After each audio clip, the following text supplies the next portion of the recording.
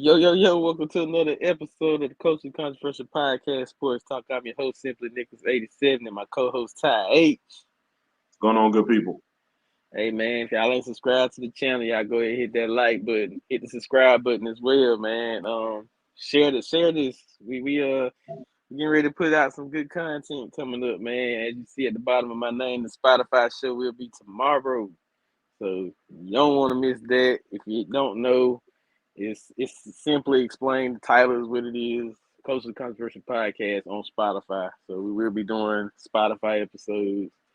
Pretty got some dope interviews getting ready to come up with that as well.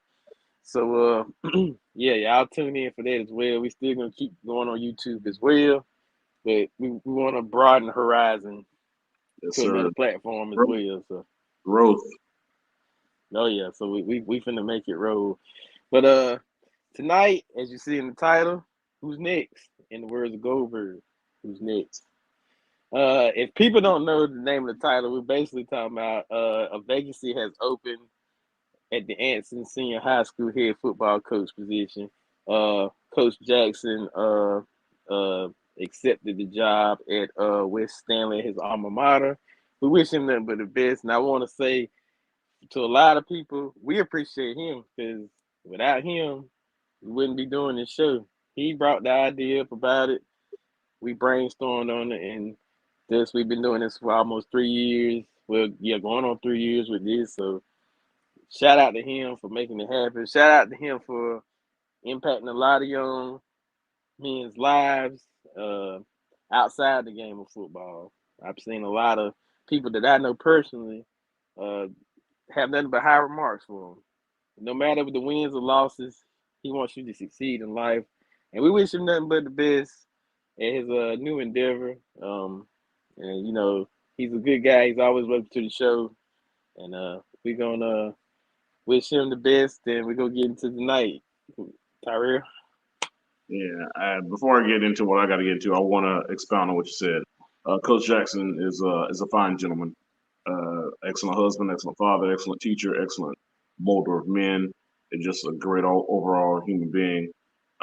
Like you said, he's been a major contributor to the show. Probably the three most viewed shows we've ever had were shows that included him. So he was a great person to draw content to us as well. So he was a big help to us. Like you said, he's a winner in life. He's a winner just in life, and he's going to a conference rival, but nevertheless, I want him to do well. I feel like he will do well. And like I told him personally, I hope he goes 9-1 next year. The one that he gets, I want to come in week 10 when they come to Bearcat Stadium. But aside from that, I hope he wins every other game. Uh, Absolutely, man. and like you were expounding on about the topic, who's next? So I haven't heard anything. Before I get anything, I want to preface this by saying this is merely my speculation and predictions. I'm not privy to any information. No one has shared any information with me. So everything I'm saying when I'm mentioning different potential candidates or replacements, this is just speculation and pretty much guessing without any kind of intelligence or information that's been provided to me. I just want to make it clear. So All I'm going right. to pose the question to you, man. Like when you think of candidates, who do you think is interested in the job, and who would you like to see? Interested? Hmm. Uh,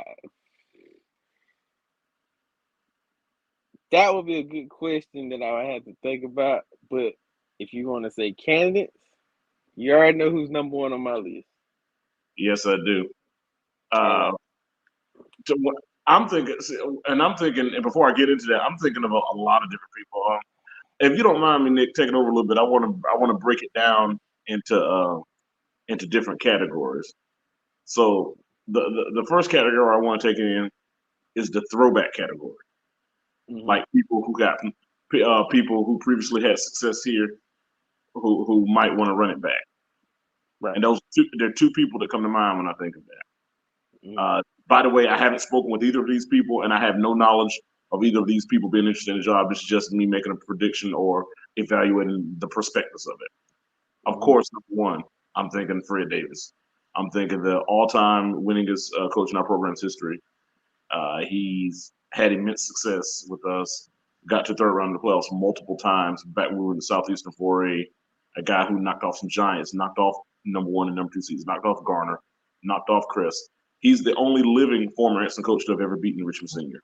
So when I think of things like that, and I think of the playoff success that he had and the big games he won, I feel like when he left the head coaching position, he went on to become the athletic director. I feel like at the time he still had some good years of coaching left.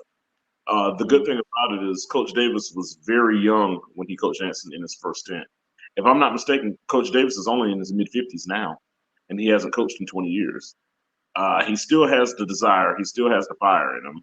I know that there are some personal things in his life that where he may want to enjoy his semi-retirement rather than coaching again. But I feel like that if he wanted to do like the Mac Brown thing, 20 years later come back, I think even if it's not for long term, I think he's someone that can get the program back on track and set it up for a young coach to take over once he gets it back on track. That's one dark horse candidate who had previous success here. The other dark horse candidate who had previous success here is Coach Grooms.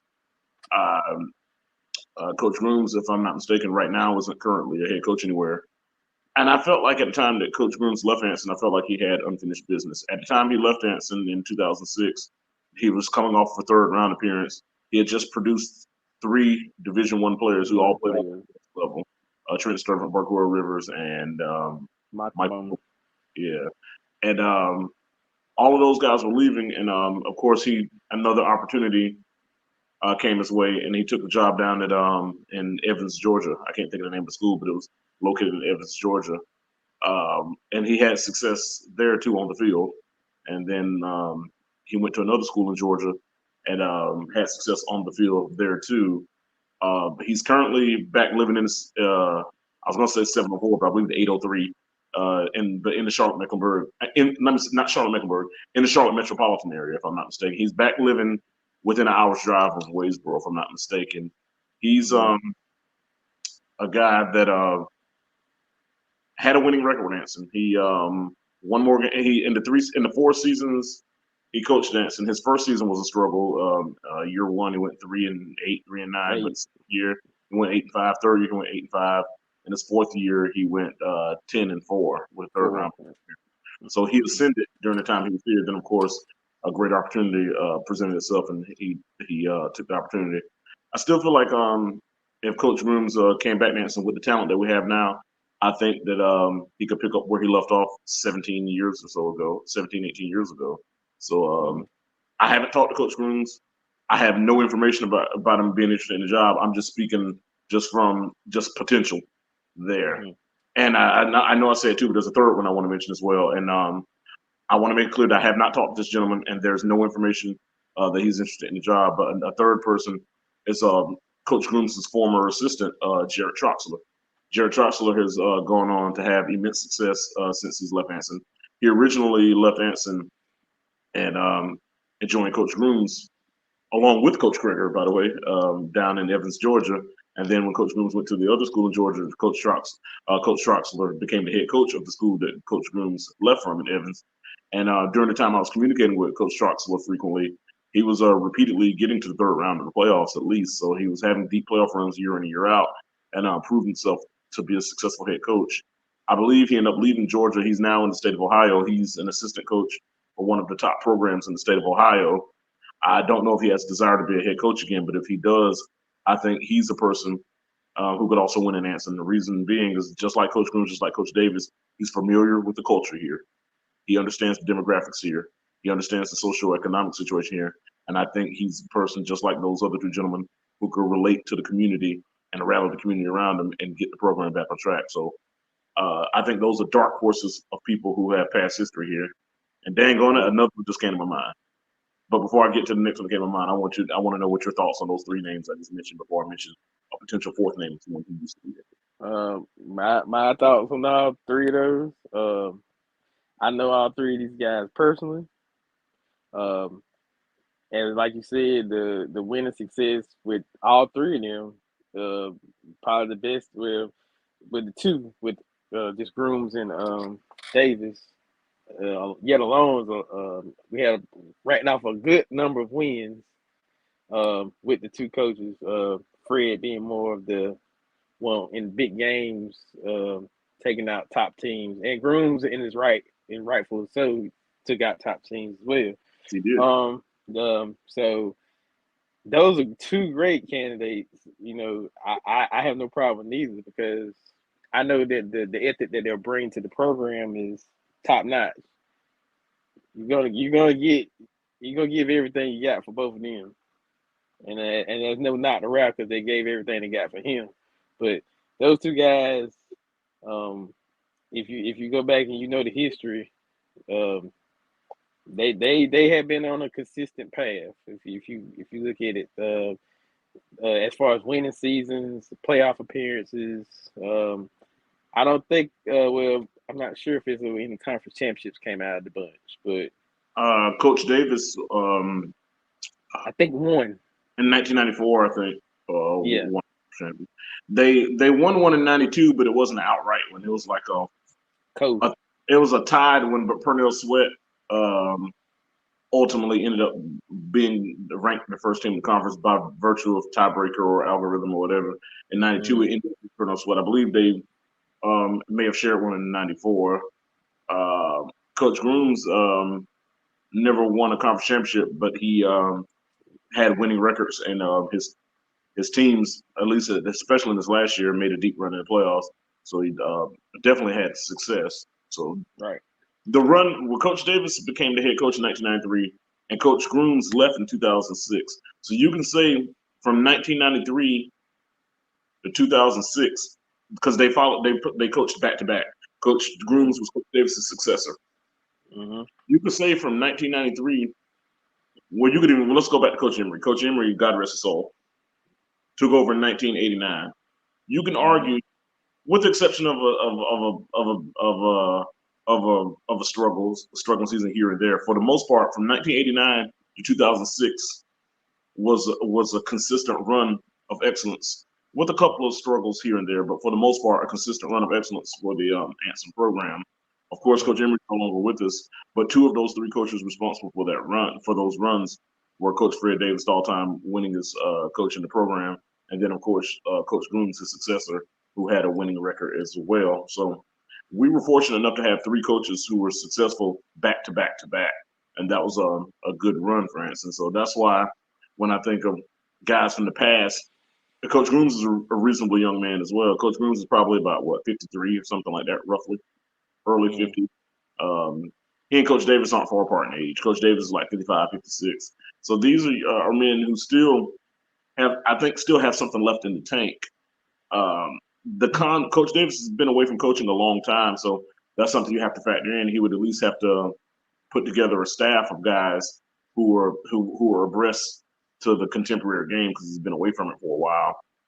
If I'm not mistaken, Coach Grooms hadn't been away all that long from the game, so he still has should have a contemporary feel for the game. But again, I consider those like dark horse candidates from yesteryear who I will hope have interest in running it back. But of course, as of now, I have no information on that.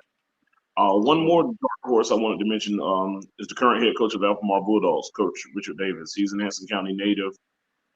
His first several years in Albemarle, there have been some growing pains, but this season they got off to a slow start. But by the time they got the conference play, they got the season turned around. He went on to win their first conference championship probably in 10 years. So he led them to a conference championship, got to the second round of the playoffs. That program's on the ascend. The thing is with Albemarle, Coach Davis finally is seeing Coach Richard Davis, to be clear, is finally seeing the fruits of his labor, finally seeing the fruit of his hard work.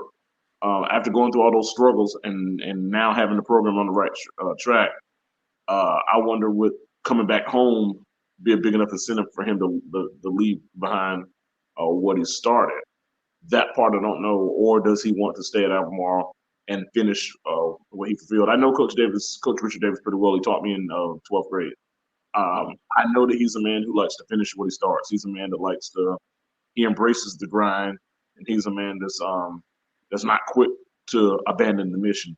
So I'm not predicting that he's leaving Albemarle. That's just someone that you never know that you may want to keep an eye on. He's a very cerebral guy, great defensive mind. So you never know. So that kind of sums up the people when I say dark horse candidates who had prior coaching here. Another category of coaches, I would think, I would say, are the ones who are currently around the program. There are two coaches who are currently in the program that I think will be considered as reasonable candidates. One is Coach Hyatt. He was previously the Anson head coach one time before, and he was the head coach at Piedmont. If we want to go Coach Hyatt's tenure, I want to make it clear that I like Coach Hyatt as a person. He's a very nice man. I think he cares about kids. His tenure as the head coach at Anson had a little bit of up and down. When he first became the head coach, his first season, he had a strong campaign. He led them to the fourth round of the 3AA playoffs, one game shy of reaching the state championship game. After that, it was a challenge and it was a struggle, and he remained here for another 5 seasons after that before eventually taking the job at Piedmont.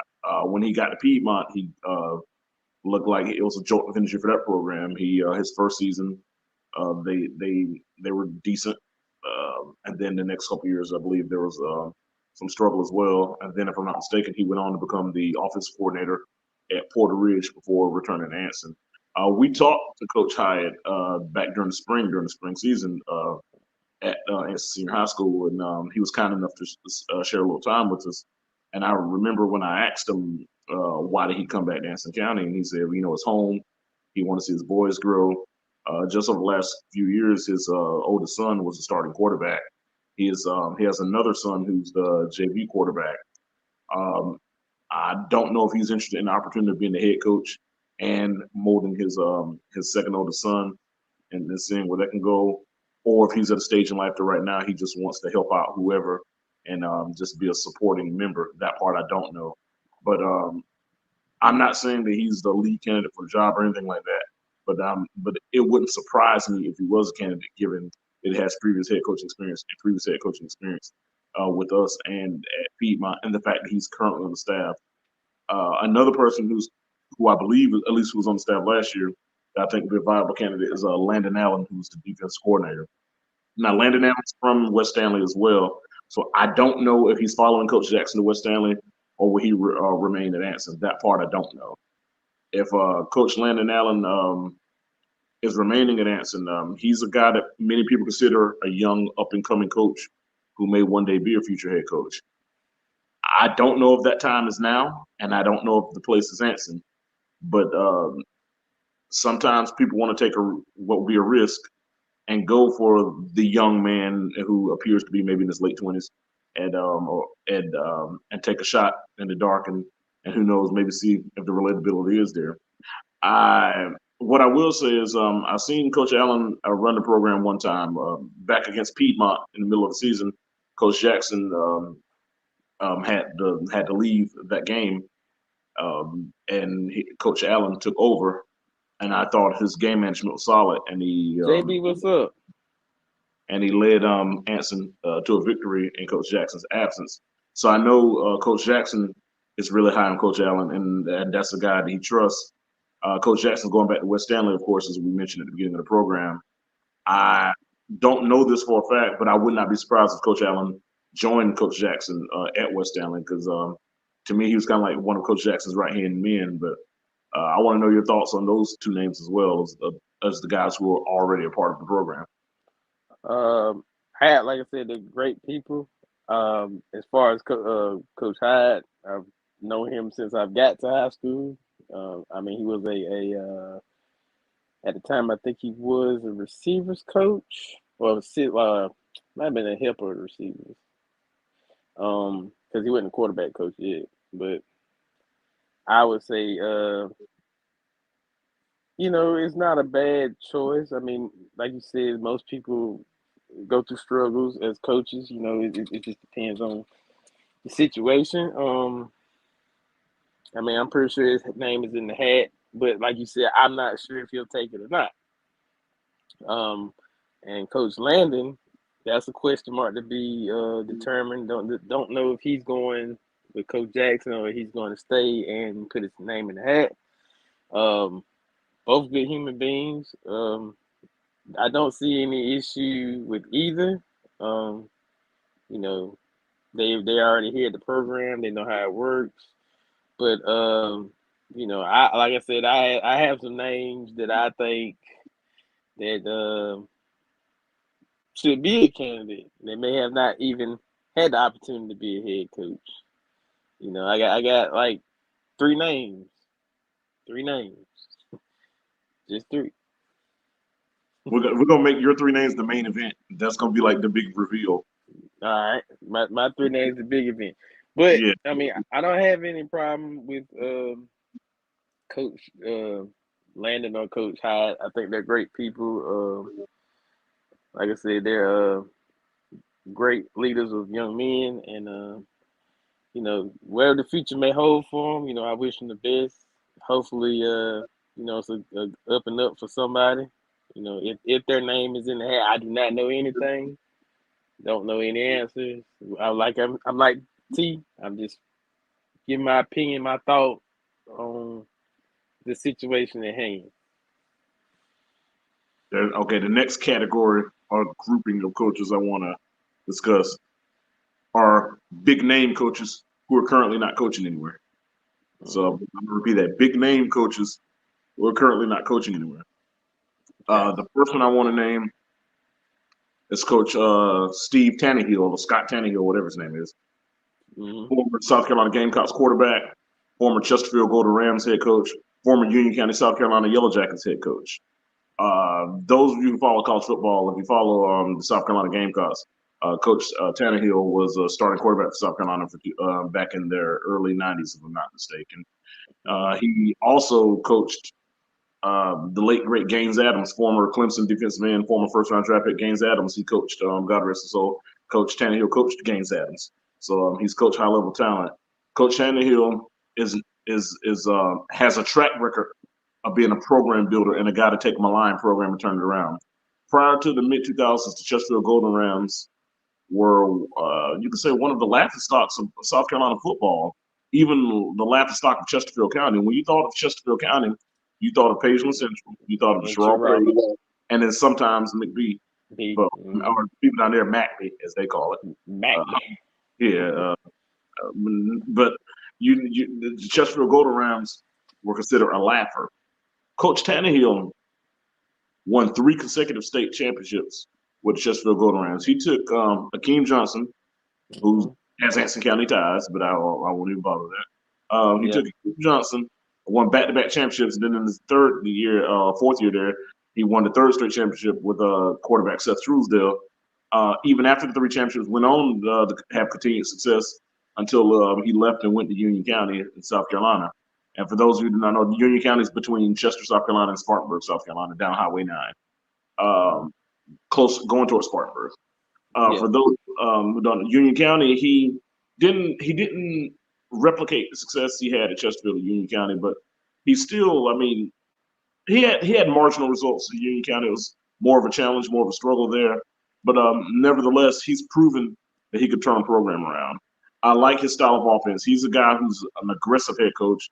He wants the ball in the quarterback's hands, and he wants the quarterback to push the ball downfield. He runs a spread offense with a lot of West Coast passing concepts.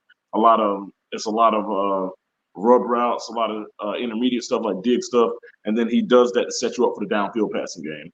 I love his aggressive mentality. The man is a 3-time state champion. He's a winner.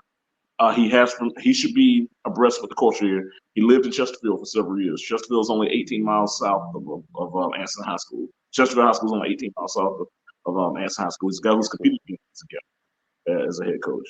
So he's abreast with the culture here, given that he lived in the general area, general vicinity for several years, and was a competitor of ours. Who, if I'm not mistaken, he's not coaching anywhere right now. I think Coach Tannehill would be an excellent home run hire. And with the personnel that we have now, may could immediately propel this team into being a dark horse state championship contender. So that's one of the big coaches who I would think that you might have a legitimate shot to swing for the fences and go and get. Another one who I think is less likely, but has previous ties to here, is former Butler and Kannapolis head coach Mike Newsom. Coach Newsom, as we all know, coached Butler. If I'm not mistaken, I know he at least won 2 state championships with Butler, if not a third. Then he left coach of Kannapolis, had many winning seasons and playoff seasons and conference championships at Kannapolis as well. He retired from the coaching ranks last year, if I'm not mistaken. So right now he's not coaching anywhere. A lot Coach Newsom will brings this up sometimes, but a lot of people are not aware of this. Coach Newsom, before he became Coach Newsom, he got his start. He taught biology at Anson Senior High School and was, I believe, a defensive line coach at Anson Senior High School under Coach Fred Davis. Coach Newsom said to Charlotte Observer that he was mulling over whether he should teach school or go to medical school. And then he was thinking, well, maybe I'll teach school for a couple of years and then go to medical school. And so when Coach Davis interviewed him, he said that I'm just letting you know if you hire me, I might leave at any given point to go to medical school. And he said Coach Davis hired him anyway. So he was here for about 2 years at Anson. Then he went on to become the defense coordinator at Butler. And then after Coach Barry Schufert departed from Butler, he became the head coach at Butler. And the rest is history. He's not coaching right now. I'm not going to call him by his name, but he's a very close friend. He's a very good friend of Coach Davis, and he's a very good friend of someone in higher administration in the Anson County school system whose name I won't give out for purposes. But he's friends with people with ties to the program, including one who's a part of the Anson County Schools administration. So I don't know if that person can make a phone call and convince him to come out of retirement. But that's a big name, a dark horse. He and along with Coach Tannehill. I want to know your thoughts on those two people. The history, the name speaks for itself. Tannehill, like you said, Chesterfield was the laughing stock of Chesterfield County. Because state championships were only running only in 2 places in that area, Chiral and Central Prairie. Yep. Were contending for state champions and winning. So I'll say that. Special but like 3. Yeah. So when you put his name in that bucket, I think that's a great addition to what you need. 3 consecutive. I wish we did get to play Chesterfield around that time. Don't know how that would have turned out, but they were good. Not taking nothing away from them. They were I think they were 1A in South Carolina. They should be 1A, but they're 2A now. They won 3 1A titles, but they're 2A.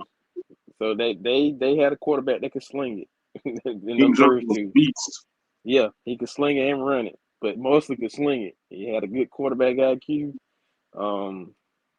Yeah, they built the culture down there that I think that probably will be remembered forever if they never win another one. You know, that's just what it is. And I forget the other guy's name. I'm sorry. Mike Newsom, former Butler and Kannapolis head coach. Butler is another name for itself. It's a powerhouse in Mecklenburg County. Every time you think of North Carolina, Butler's in that conversation somewhere, whether they're mediocre or they're just a powerhouse. Butler's always going to be in that mix. So him being a part of those, I don't know how many state championships he's won there, but I know they won a couple. At least 3. Yeah. He won at least 2. I know, at least. Okay, but that would be another good name in the hat. You won't, like you said, he knows somebody, and like I said, I will not call that name because we know. But that'd be a good addition. You could build something with. I feel like you put that old school mentality of coaching into a program with a lot of talent, you're gonna produce a lot of results. Yeah, because it's just hard-nosed football. I'm hoping guys who are looking for head coaching jobs, I'm hoping they're looking at tape, and I hope they see tape of Jazir Griffin. I hope they see tape of Kendrick May. I hope they see tape of Jaden Little. I hope they're seeing tape of Dinesh Chambers. I hope they're seeing tape of Leontae Little. I hope they're seeing tape of Daquan McKeever. And I hope they're sitting there like, man, I want this job because look what I can do with those guys. Right. Because the talent is, I'll put it this way, the talent is special. Now another factor that we got to keep that you got to look at is whoever gets the job, they have to assemble a quality staff because it's one thing to hire a coach, but that coach needs to be able to bring a staff together, even if it has to bring outsiders. One person who I want to stay, I want Coach Pickett to stay. He's a Yeah, young man, very young, and ran the JV squad and did a very fine job in his rookie season as a coaching in any capacity. And I think right. that's remarkable. A young man like that is a guy who could be molded to be a future head coach one day. And I would Yeah, love for molding to come here. Um, it may be beneficial to him at some point, maybe to explore options somewhere else and then come back home. But for now, I would like for him to be here and I would like for him to whoever the new coach is, especially if it's an excellent winning coach, I would like for him to be under that person's staff just to see a different perspective. One thing I think is important, and this is not a knock on anybody or any coach or anything, but sometimes a change can infuse a program. And what I mean by that, sometimes just a different voice, a different perspective, a different set of eyes, a different expectation. Sometimes that can infuse a program because it can strike a sense of urgency. Sometimes it takes change to bring the urgency into a group of young men, and that's why even though I like Coach Jackson a lot and I'm wishing him well, at the same time, I'm anxious and excited to see what the future holds because I think this Anson program, we're not a 4-year program like we were 24, 22 years ago. We're not a 3-year program like we were 7 or 8 years ago. But I still think even in Class 2A, we have the potential to be one of the premier programs with the talent level that we have in comparison to our peers. It's just a matter of putting it all together. And Coach Jackson's last season, it was very close. We were on the cusp. And I was curious to see what would have happened if he would have ran it back with this group of guys to see if he could replicate maybe some of the success he had in 2019. But nevertheless, he had to do what's best for he and his family. I'm not knocking him for that, but I'm excited to see who comes here because I think this program is on the verge of reaching the pinnacle, and it's just going to take the right man to bring them there. A couple more candidates I want to speak before I get into yours. I'm going to call them long shot candidates, and who I really don't think will even be interested, but guys who've had great success as well. The first one is an Anson County native, reigning from Cason's old field, Coach Nick Edens. He's the current head coach for the Pinecrest Patriots. He previously coached the Crest Chargers, and he previously coached the defunct West Montgomery Warriors. When he was with the school formerly known as the school once known as West Montgomery, which no longer exists, he led them to back-to-back 1A state championship appearances. He also was all constantly getting to the third round, at least when he was at Crest, and he's won back-to-back conference championships since he's been at Pinecrest. So for Mm-hmm. clarity, say he coached Crest and Pinecrest, just for those listening. And he's had success at both of them and at the now defunct West Montgomery. He's a guy from Casey's Oldfield. He coached at Richmond Senior High School as an assistant. Like I said, then went to West Montgomery, then went to Crest, and then went to Pinecrest. The reason I mention him is because when he took the job at Pinecrest, I read in the Moore County newspaper article that his reason for leaving Crest to go to Pinecrest is because he wanted to be closer to his family in Anson County. Now, now the opportunity is there if he wanted it for him to be with his family in Anson County and come coach in Anson County. Right. Now, conventional wisdom would say, would he leave Pinecrest to come to Anson County? The average person probably think no, he probably wouldn't. But you never know.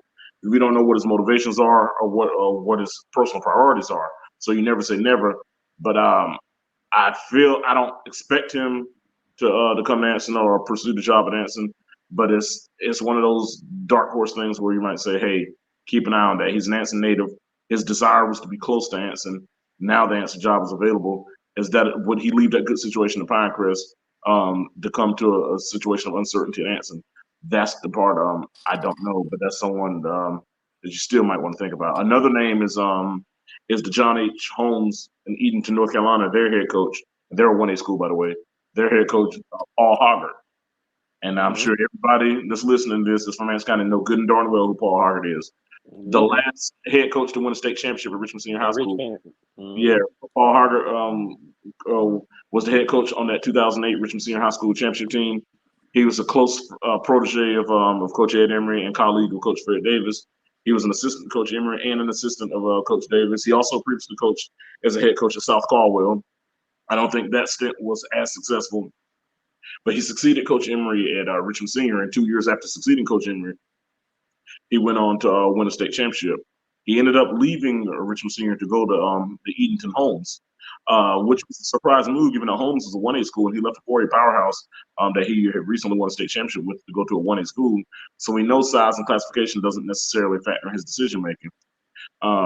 He's Coach McLaurin will tell you, former Anson offensive line coach, that Coach Hoggart is one of his mentors and one of the reasons he got into coaching.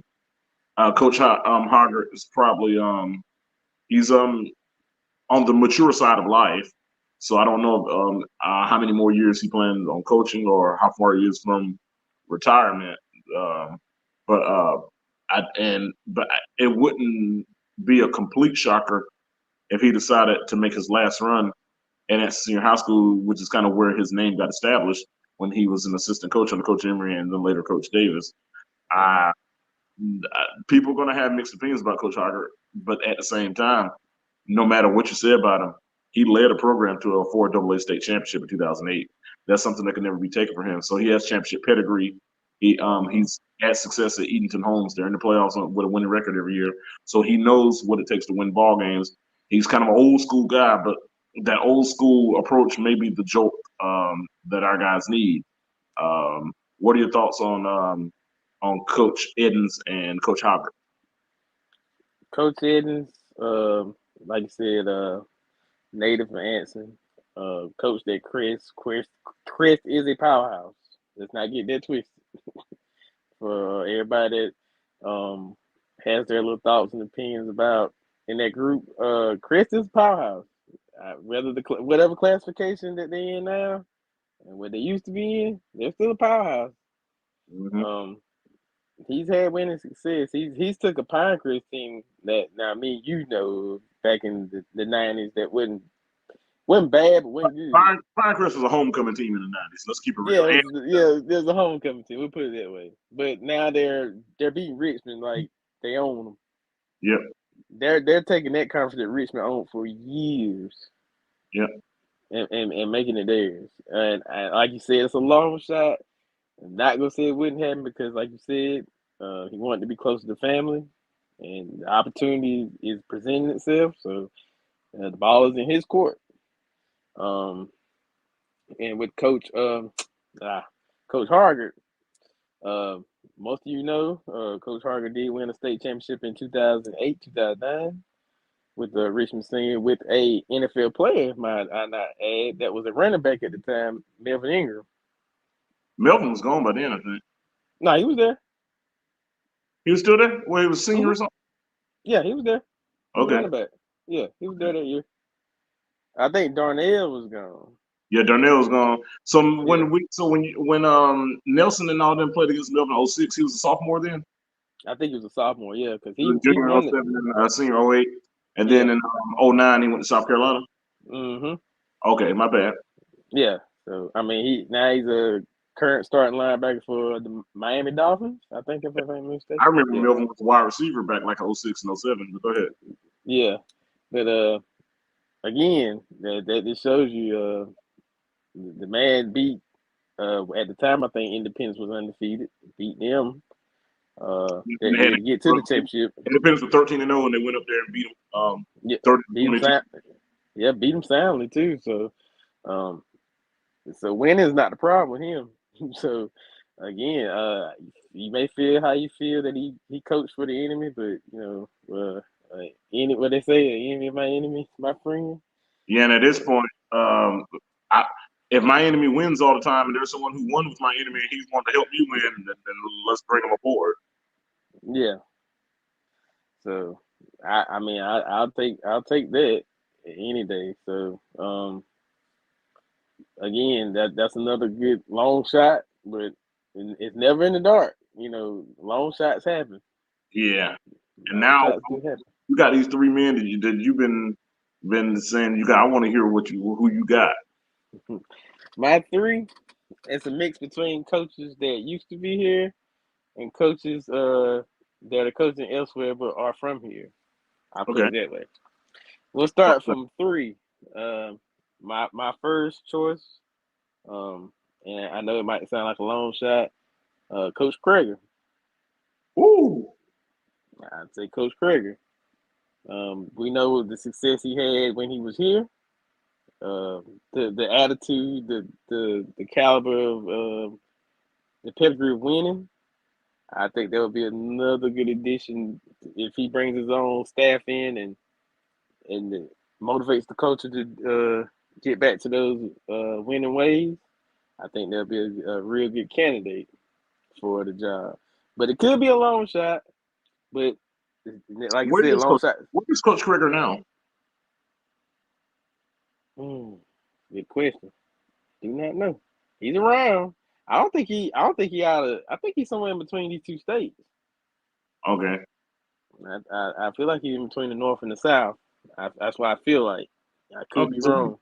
so it's not like he's not too far away. Is what you're Mm-mm. He ain't too far away.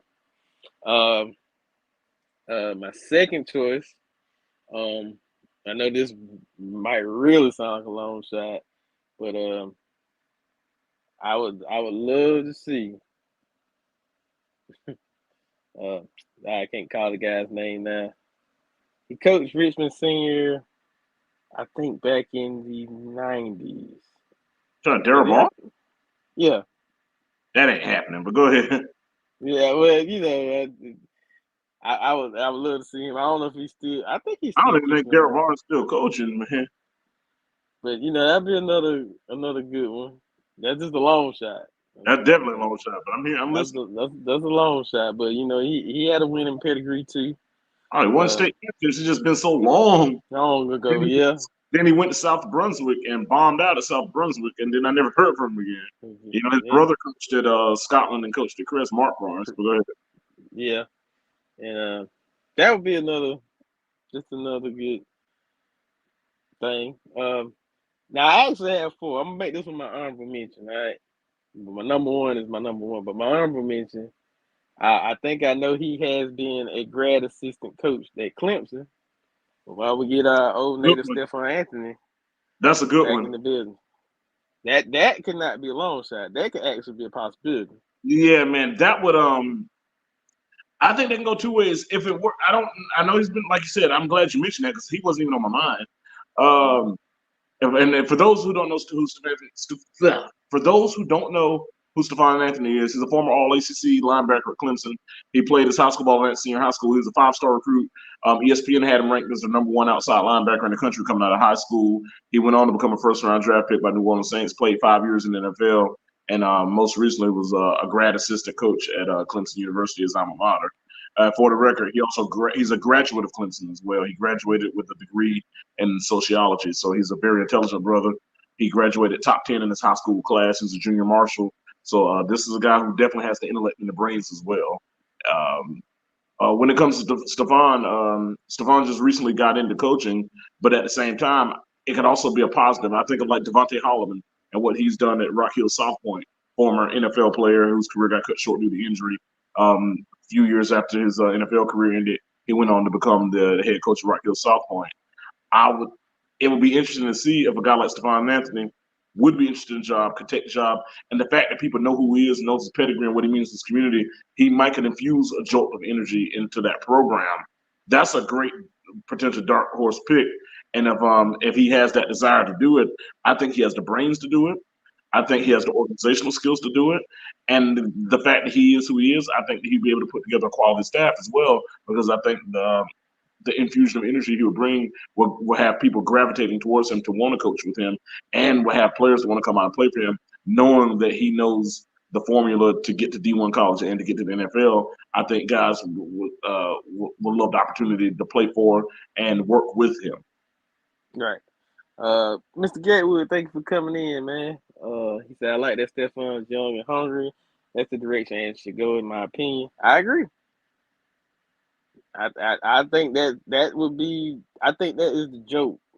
If And I, you wanted to put a list together with a probability, and if he was really interested, I think that would probably be a 70% chance that could actually happen. he's Anson's favorite son. I mean, Yeah, Number They're producing, but retired. he's a young guy, and I would hope he would get some experienced older guys on the staff with him to kind of complement him. But that makes sense. And since Jared's a good friend of the show, just in case you want to know who he is, he's the principal at East Union Middle School, former assistant principal at Forest Hills High School. He's a former Richmond Senior Raiders football player. He's a UNC Greensboro alum for his undergrad, and he's a Wingate University alum for grad school. And if I'm not mistaken, he's also a doctoral candidate currently as well, if I'm not mistaken. So it's good to have him on. A very knowledgeable gentleman. And before you continue, since he's on, it reminded me some news broke before we started the podcast. Our neighbors at Richmond Senior High School named their head coach today. I believe his name is Paul Denson, I believe, was the gentleman who was announced as Richmond Senior High School's head coach. I don't know much about him, but Jared, while we're talking, if you know him and know about him, you could put a little something about him in the chat and let me know if you think Denson is the guy to lead the Raiders in the right direction. But go ahead, Nick, with the predictions you were making. Well, I'm gonna read his comment. He said, "Y'all's Brad Denson." Who I just mentioned, timing was Yeah, perfect. yeah. So they got a new coach. I kind of figured that the situation over there with the current, well, past coach was not gonna be long. Cause that tradition over there is a little different. But anyway, as you know, my number one, and I get on him all the time when he comes on the show. I know you're talking. He's Anson County native. Uh, Coach Anthony Harris, as you know, he is an assistant at 71st High School in Rayford. They have had 3 consecutive undefeated seasons, deep runs in the playoffs, had a state championship appearance this year. Came a little short, but they've been producing some athletes down there, let me tell you. They got a young, talented core of athletes down there at 71st. And I mean, when I say young, these guys are probably sophomores and juniors. When he said he only had 6 seniors that had no big effect on the roster, that tells you a lot how that program runs. So having a person like that come in and implement something to a hometown program, I think you should also give him the opportunity as well because his track record speaks for itself. They've won 3 United 8, I think that's the conference name, United 8 conference championships. Um, 1 year third round appearance, the next year fourth round appearance. Uh, then this year state runner up. So regardless of what you think, they've only lost 3 games in 3 years. Yeah, Um, expound on that a little bit because I like Anthony a lot, and I agree with everything you said. Anthony is currently the wide receivers coach and linebackers coach at 71st High School. Just the expound a little bit of what he brings. I was reading the other day where he stated that he's produced multiple D1 receivers and has a receiver who played under him that's currently getting ready for the NFL draft. So he's a guy who knows how to get the best out of his talent, knows how to out talent, knows how to produce talent. From the times we've talked with him on the show, I believe that he's a no nonsense guy, an intense guy, and a guy who will hold players accountable and will instill an appropriate fear in the guys. And what I mean by appropriate fear is that the guys will immediately know that if I want to play for Coach Harris, I have to buy into what he wants and have to buy into his system and have to buy into his rules. And I think that he would also maybe, and he's young enough to be relatable, but stern enough to hold them accountable. And I think Anthony would be another Stefan like candidate as that guy who can give the school a jolt, a guy who's easygoing with his personality, but I think when it comes to the job is intense and disciplined and will make it immediately known. Like if you're not showing up and during the spring and stuff like that, you're not going to be guaranteed your position.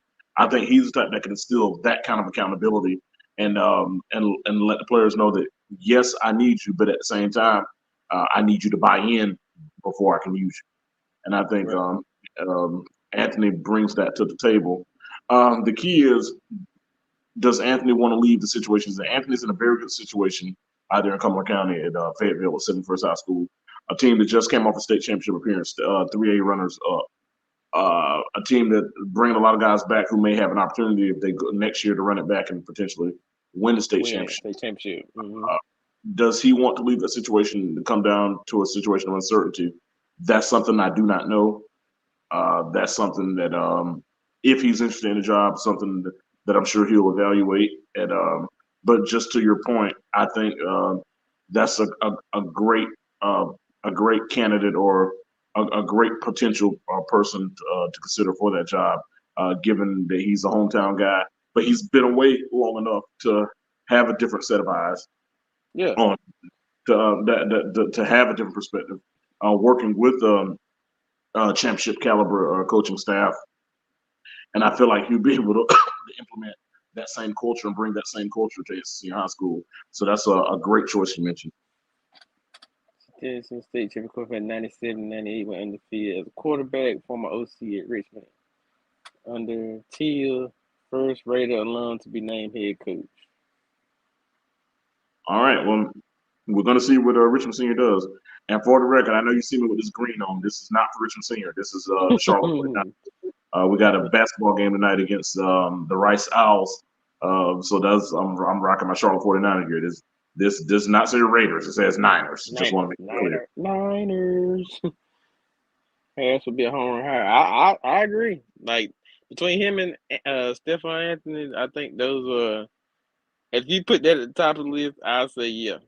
As far as not saying that, no disrespect to the former, the the ones of the past, but if you want to go new school and your hometown, I think those are the two top candidates because you're gonna get something out of it good from either one.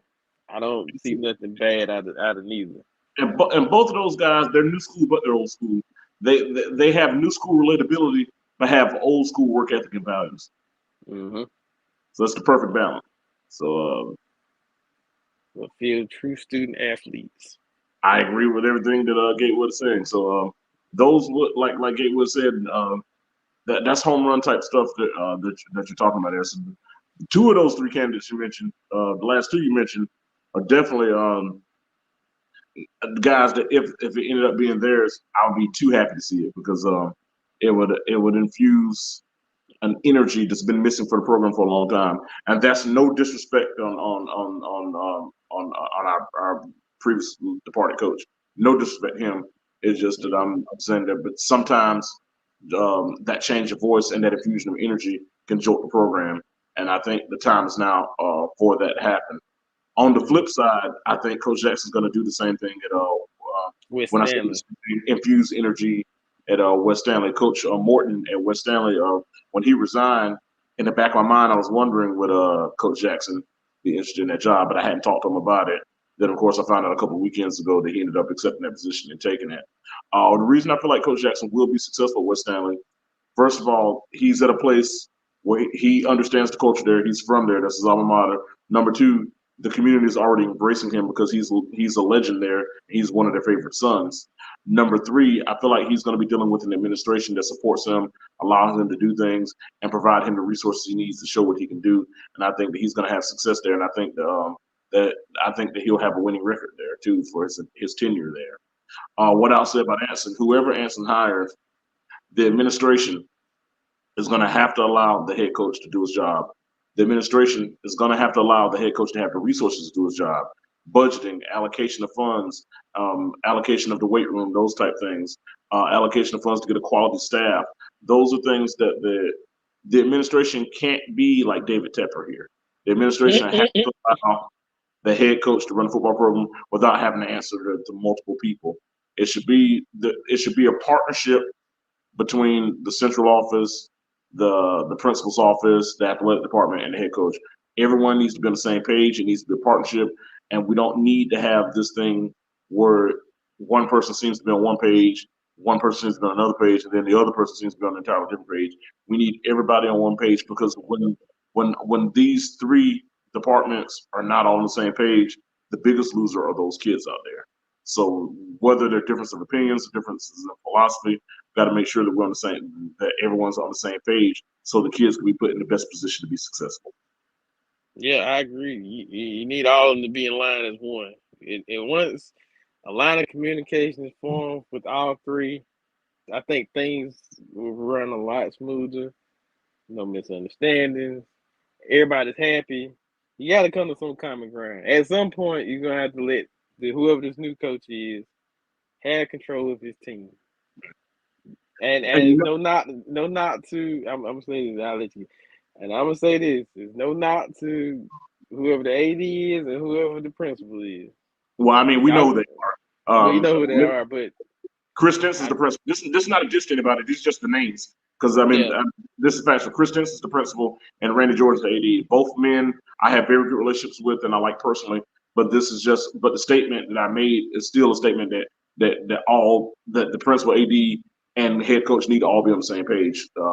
And I can still say their names, and that's not being disrespectful. That's just a fair assessment. And I think those gentlemen would agree with me as well when I say that. yeah. Well, what I was saying with the AD and the principal, y'all gonna have to let them do their job, man. I get y'all up here, but at some point you gotta let that person do their job. Let them do their job. If they need stuff, y'all should be dead on trying to get what they need, not worried about this and worried about that. Ultimately, the one thing that'll make everything gel together quickly is winning. Ultimately, the head coach's job is to win football games. I want to make that clear. Yeah, that's And yeah. I think, and I want to expound on this a little bit because sometimes I see things on Facebook and everything. When you're hired as a head football coach, the objective is to win football games and win more games than you lose. Win at a high level and win consistently. Yes, I want someone who's a molder of men. Yes, I want someone who can be a mentor to young men, get young men into college, graduate young men, keep them off the streets. I want to do all that, but nevertheless, all that should be combined with winning. That shouldn't be at the expense of winning. It should be a complement to the winning. That should be we win games and we mold young men. We win games and we graduate players. We win games and we keep people off the streets. We win games and we send young men to college. Not that we send young men to college, keep them off the streets in spite of winning. There has to be a balance where you're able to do both. Ultimately, it's good to be a good man. Being a good person is a good thing, and I want the youth in Anson, at Anson Senior High School to be surrounded by good people. And the people that we name, I would think it's fair to say appear to be good people. Oh At the yeah, same yeah. time, being a good man isn't good enough. Being a great guy isn't good enough. Ultimately, the objective is to win football games. That's what your job is. Frank Reich is a great man. He's an ordained minister. He appears to be a man of God. If he closes the house right there, I think he got a one-way ticket to heaven. But at the end of the day, he went 1-11 and he got fired because his job is to win football games. We got to get to a point to where we've gotten to a point of complacency where losing has become acceptable, and we've used humanitarianism as an excuse and a crutch for losing. Right. And at the end of the day, you need to be a good humanitarian and win, not be a good humanitarian or win. I agree. I don't knock that at all. But I mean, like you said, on top of that, you gotta win games. I understand. That's Yeah, that's that's what you hired for. that's what you Win more games to lose. right. All of us have jobs. Nick, you have a job and I have a job, and I'm not going to say where you work, and I'm not going to tell you where I work. But nevertheless, when I go to work every day, there's an expectation of an objective that's set out. Their performance objectives and expectations are set out. And if those expectations aren't met, there are going to be repercussions. Is it fair to Right. say that's the same at your job? If you don't meet the expectations that those above you have set out, then if those performance expectations are not met, you lose your job. Right. Now, Grant, so let me tell you this: if you tell them that you're a great father and a great man and a great person, but the work's objectives are not met, what are they going to? What would their answer be to that, or what would their response be to that? Well, you better go find another job. Right. So if I don't meet the expectations that the people above me, the people who hired me, the people who pay me, if I don't meet the expectations the performance expectations that they have set, the objectives they have set before me, if I consistently fail to meet those expectations, they're not worried about that I'm a great man. They're not worried about that I'm a steward at church. They're not worried about that I'm a trustee. They're not even worried about how much I love God. They're not worried about any of that. They have a business and they hired me to meet an objective, a performance objective, and if that objective rarely or never gets met, They're going to find someone else who can meet it, regardless of how good of a person I am. That is no different when it comes to being a head football coach at any level. So that's why it bothers me when people think that position is exempt or immune from criticism just because the person does great things. A person can do great things, but those great things need to include winning. And that's not a knock on anybody. That's whoever's hired going forward. It needs to be understood that the objective is to win football games, and then all of those other things can be added upon it. Agreed.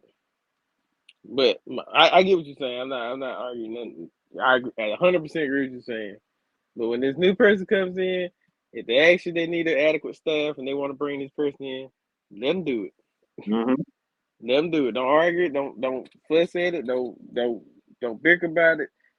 Give them what they want, because at the end of the day, if they know how to win, let them do what they do to know how to win. Let them bring in what they need to bring in. Don't finkle with nothing. It's okay to be my boss, but if you want me to succeed at the high expectation, let me do my job, and that's all I got to say. I'm with you 110%. That's all I got to say, and I ain't hurt nobody's feelings. I'm just being honest. But yeah, but those are my dark horse candidates. Out of the three, those are my top two.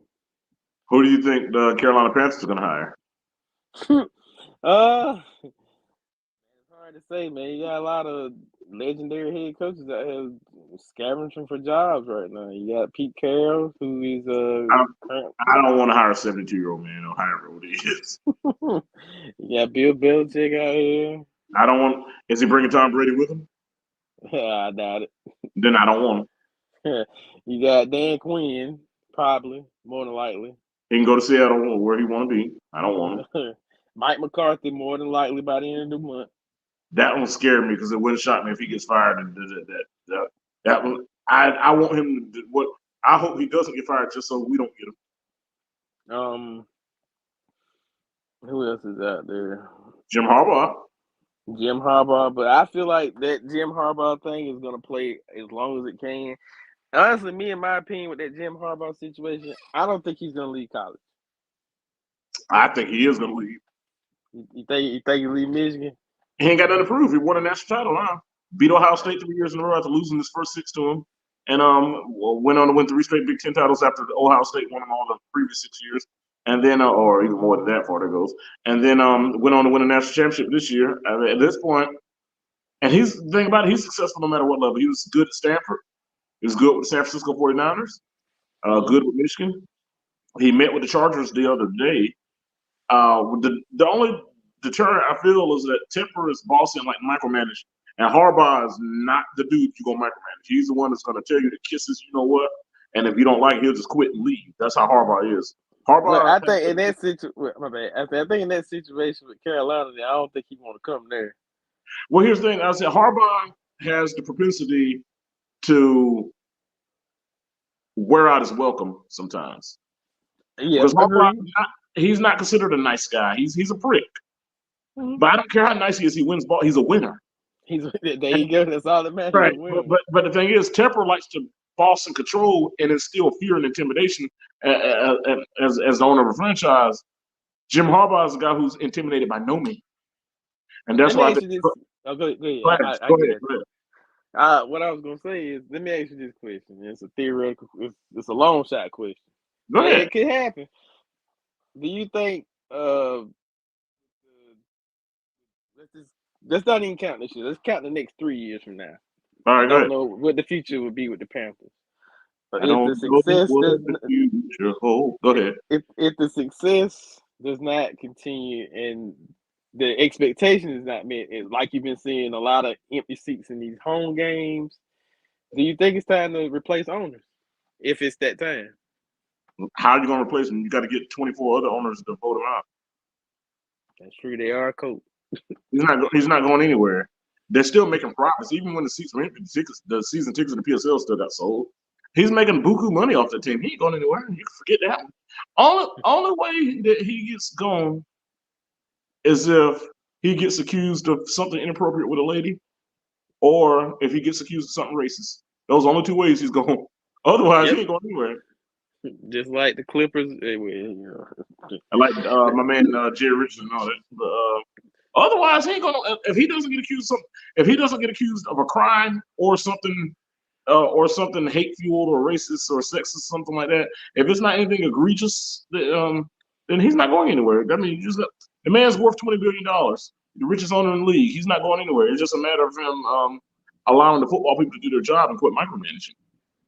Like Jerry. But anyway, again, speaking of that, oh man, I think now that's one. These two, I'll say these two are probably one of the most. Well, I'll say probably the most egregious head coaching jobs to take right now. The Panthers and the Cowboys, because you got two owners that won't let the coaches do their job. Yeah, I mean, I want to expound on the Cowboy thing. Yeah. Jerry Jones went out there throwing pick sixes and stuff. I want to make that clear. No. Of course not. I'm not. Yeah, I get. I'll put it like this: the last 7 or 8 years, that ain't been on Jerry. That's been on players and coaches choking. Because here's the thing: they won 12 games like 3 straight years, and won a division out of the 2 seed this year. Were solidly favored to win that game, and the roster they have assembled is considered one of the better rosters. So they put together a great roster. They got one of the best pass rushers in the game, Michael Parsons. They got DeMarco Lawrence, who's another excellent pass rusher. They have good linebackers. They have a good secondary. They got a guy who had 5 pick sixes this year, which I believe is an NFL record. They have a quarterback who made the Pro Bowl this year, threw for 4,000 yards and 30-something touchdowns and all that. They have one of the best receivers in the game, CeeDee Lamb. They have a great offensive line. On paper, they have everything you need to win a Super Bowl. They have a head coach who's won a Super Bowl before. So they have a defensive coordinator who's a Super Bowl winning defensive coordinator with Seattle Seahawks for. So in this case, he's let the general manager hire a Super Bowl head coach and coordinator. They have the pieces on offense and on defense, and those guys just came out there and didn't get it done. It's easy to say that Jerry's a micromanager, which traditionally and historically he has been, but in this case, what better roster could he have put together? This is a roster that people raved about and during the season talked about as being a Super Bowl contender. He didn't go out there and play against Green Bay himself. And at the end of the day, at some point, those players and those coaches have to eat and acknowledge and accept their part in this. Because all thing he could do is put the personnel together. He can hire the coach, hire the GM, and sign off on the personnel moves. Those personnel moves that they made are moves that everybody agreed with, and the roster that's assembled is a roster that most people believe was a Super Bowl contender roster and performed that way during the regular season and choked in one game. That's not Jerry's fault or Jerry's responsibility to manage a game. So let me ask you this. Why is it such a consistent thing? One thing is maybe Dak Prescott is just a game manager. Here we go there. That's one thing. Oh, man. Another thing, and hold on. I ain't finished. And maybe before then, Tony Romo was just a game manager too. Both of those guys are very similar and come up short in big moments. They do. Neither one of them never been to an NFC Championship game. Nope. Oh, had they been to? They did get to where they were in the division. They got to the division round a couple times. Dak Prescott's been the starting quarterback there for 8 years, right? And there's only won 2 playoff games, and one of them came last year. Who was it? Like they beat Tampa Bay. They beat Tampa Bay last year. Then prior to then, I can't remember who they beat. But they beat somebody in the wild card. They beat Seattle about 3 years before then in the wild card round. Okay, that's it. But that's what I'm saying. It's like so. My thing is like you go 12-5 for the last 3 years, and all you got to show is the first round exit. Right. So my point is, but if you're good enough to go 12-5, it's kind of hard to blame the owner because he put together a roster that went 12-5. So at this point, it's the coach or the players? It's both. It's both. First of all, the quarterback is a choke artist. And then Mike McCarthy, Aaron Rodgers made him look better than what he is. Aaron Rodgers got hot one postseason and got him a Super Bowl and made Mike McCarthy look like an elite coach. Sam says the player. What's going on, Sam? Anyway, in the building. It's good. Sam says players. It's a mix of both, man. Yeah, but at the end of the day, you can't put that on Jerry. And I'll say this too. While they did have a great roster, a Super Bowl contending roster, and I get this is the National Football League. Out of all the big games that they played this year, I think they only won one good one. Because True. The 49ers demolished them. Yeah, beat the heck out of them. They did beat the Commanders, but God, anybody beating the Commanders right now. Yeah. That was a gimme. Ron Rivera got him fired. With Seattle, they beat Philadelphia the second time around. Yeah, and after they they went on a. But in that argument with the Philadelphia just I don't know what happened after that Man, the Philadelphia 49ers lost game. the 49ers. They fell apart. Philadelphia's defense got off in the secondary. Now you see why Carolina didn't pick James Bradbury. James Bradbury can't tackle. He's been getting eaten alive the last 5 weeks. I just thought about what Gila said about James Bradbury. James Bradbury, one of the most overrated corners in the league. Gila said James Bradbury need to go to the shower, get dressed, and go to free agency immediately.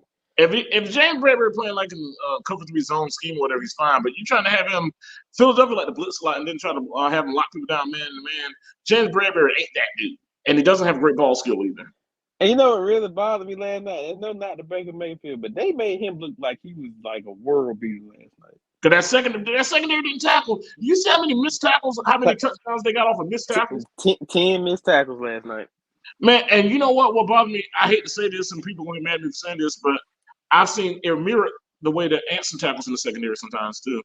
I mean, whoever comes to take over Anson got to clean that part up too. But go ahead. I don't want to expound on that. That's just the truth. But yeah, they made Baker look like a world beater last night.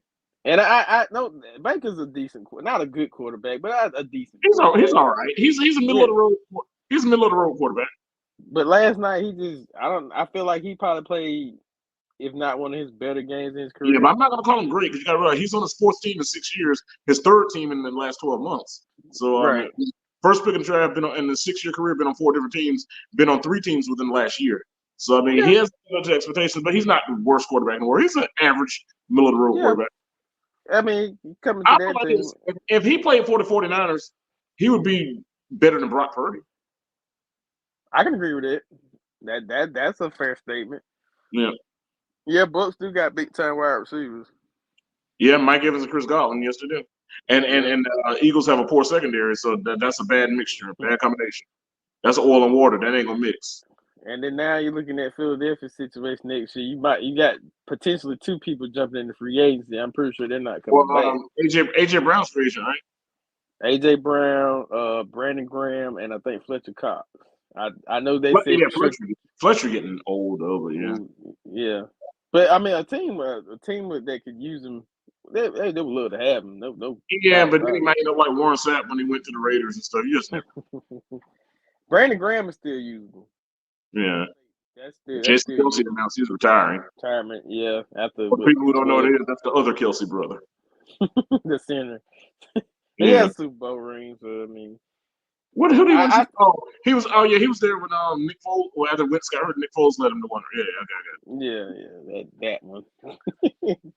But I think that with that meltdown in San Francisco, I think that team just, I don't know what happened. Well, see what they did after that happened. They demoted defense coordinator, took his defense play calling job from after they lost that and then lost Dallas. They overreacted.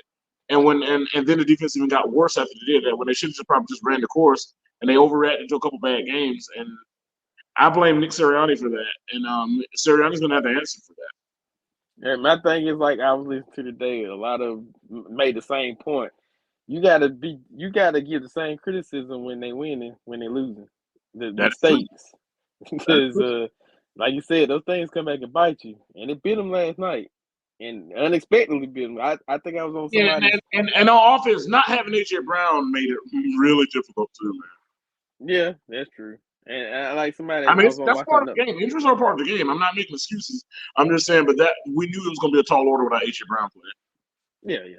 But like I told somebody, I think I was watching somebody else's podcast last night, and they were talking about the particular game. I was like, well, I typed in the chat. I think the Bucks will win by 10.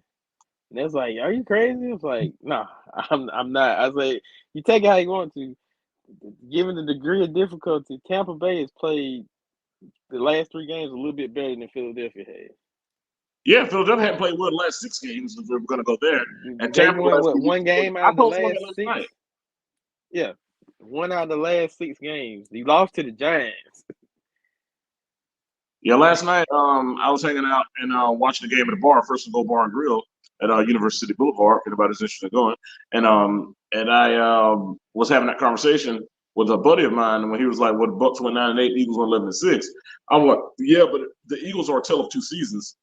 Mm-hmm. No, the Eagles won 10 of their first 11 games, lost 5 of the last 6. So I'm like, over that last 6 games, Tampa has been playing significantly better. So as of late, Tampa's going into the playoffs as a better team. So it doesn't shock me that Tampa won that game. But I Yeah, thought Philadelphia would make a better defensive effort than they made. But ultimately and unfortunately, they didn't. And ultimately, that led to the result that we got. yeah. How do you feel about the future of Pittsburgh? Well, Tomlin already said he's coming back at 24. They gotta solidify the quarterback position. I think the job that Coach Tomlin did this year was remarkable. I know Coach McElhaney's not going to agree. A lot of those people in Pittsburgh are not going to agree. But I think the fact that you won 10 games and made the playoffs basically with nothing at quarterback, and then finally at the end of the season you end up with Mason Rudolph throwing him in there, the former Rock Hill Northwestern Trojan, throw him in there. You end up winning 10 games. They gotta solidify their quarterback position. If they can get stability at that position, you gotta realize if you look at that roster, of course on defense you got good players like TJ Watt Why? there. Mm. Then Alex Highsmith, the former Charlotte 49er, who's a very good player. And Larry Ogunjobi, the former Charlotte 49er, who's also a very good player as well. They got pieces on defense, but on offense, there's a lot to be desired. And the fact they still had enough competitive spirit, the fact they still had enough competitive spirit to rally to win 10 games and get into the postseason, when that's a roster that you think they only win about 6 games, that shows how remarkable of a coaching job Coach Tomlin is doing. Anytime you've been somewhere 16 seasons and never had a losing season, you have to attest that to coaching. Oh yeah, that's coaching. And I say this: if he was on the market, he'd probably be the number one target for anybody. I would love to have him in Carolina if he would have stepped down. And the one thing Yeah, about Tepper might would deal with him because Tepper came from Pittsburgh, was minority owner there, so he has mm, that pit. They have that, and Tepper's from Pittsburgh, so they have that Pittsburgh connection. Another thing that people forget about Tomlin took Pittsburgh to 2 Super Bowl appearances and won one of them. And when people say, well, he had Bill Cowher's players, it was brought to my attention that in 2008 there were only 13 players left from Bill Cowher's last team, which went 8-8 in 2006 that he had in 2008, and he won a Super Bowl with it. Got him back to the Super Bowl in 2010 as well. So 2 Super Bowl appearances with a Super Bowl championship, and I believe another AFC championship appearance, maybe more than one. And I think he actually got, if I ain't mistaken, he got 3 Super Bowl rings. If I ain't mistaken, as the head I coach, he think won, he yeah, won but one as head the head coach. coach, but he got them to 2, and I know he got them to another AFC championship game as well when they lost to New England. But he's a guy that's consistently in the playoffs. Never had a losing season and been there that long. Uh, to me, that's remarkable and something that we made that it'll be hard to ever replicate again. Go ahead. Wasn't he in Tampa Bay when they won that Super Bowl in 2002? He might have been, but I'm talking about as a head coach. Head coach, yeah, head coach, yeah. I think he was like a whatever he was. I think it was like a defensive something He assistant. may. I'm not saying he wasn't. I just don't remember. Yeah, yeah. I think he was though. I think he was. But anyway, for those who don't like him, I just want to make it clear that Coach Mike Tomlin is an excellent head football coach. Yeah, he is. He in and out. He's a consistent. They make the playoffs Yep, every year. yep. They may not win the division, but they get in the playoffs. And their And franchise quarterback been retired for a couple of years now. They've had nothing at quarterback, and he was washed up before he retired. And they've still made the playoffs like 3 of the last 4 years or something along those lines. I think, if me honestly, if they can get, I would try to get one this year in the draft. Yeah, they're not gonna be drafting all that high because they win so many games still. Yeah, I know. That's what I'm saying. Like something should be available. I'm not gonna say. Maybe I'm. maybe the Chicago Bears heist them too. Well, I think they on the Caleb sweepstakes. If I'm, Well, they got Justin Fields. They don't even need Caleb Williams. but you know the Chicago Bears do some smart, I'll not a get lot of Marvin. smart. I'll get Marvin Harrison Jr. or something. Trade down to pick or 2. draft Marvin Harrison Jr. Then you got Marvin Harrison Jr. with DJ Moore, and then maybe use the ninth pick for offensive lineman or something, Yeah. and build a lineup and have Justin Fields with Marvin Harrison Jr. and DJ Moore. You got something there. He said trade for Fields. That's something that people have been speculating. I can see that happening. When they could trade for Fields. If you get Fields on the Mike Tomlin in Pittsburgh, I think they can revitalize that offense. I think they could instantly become a contender again, especially with the pass rushes they have on the defensive side. And I think if they can maybe just get an upgrade at running back and be more consistent in their ground attack, I really think that they can return to being a contender, a serious contender, a deep playoff threat contender if they did trade for Fields. Because now Fields will be on the team, a better organization where he has resources around him versus in that unorganized debacle out there in Chicago. We're not even gonna get into that. I wouldn't with Russell Wilson, man. I don't want to get into that. Look, man, and I would say this just for the record. I know a lot of people have been saying that all this about that, but I blame Denver for getting them all that damn money. Here's the thing about it. They offered the money. Well, was that the contract he originally got with Seattle, or did Denver give him a new deal after they traded for him? That's that new deal from Denver. That's is what it is. If I were him, I wouldn't have turned the money down either. Oh well. No, I'm not turning the money down, but when they try to throw it in his family, like, but y'all gave him all that money. And I hope you wanted to restructure. I hope the NFL Players Association filed a grievance, which they were supposed to, because if they threaten him to bench him just because of his contract, that's illegal against a violation of league policy. If they openly threaten to bench him simply because of his contract, that violates league policy. And the Players Association, the Players Union can file a grievance on that, and I think they can win that.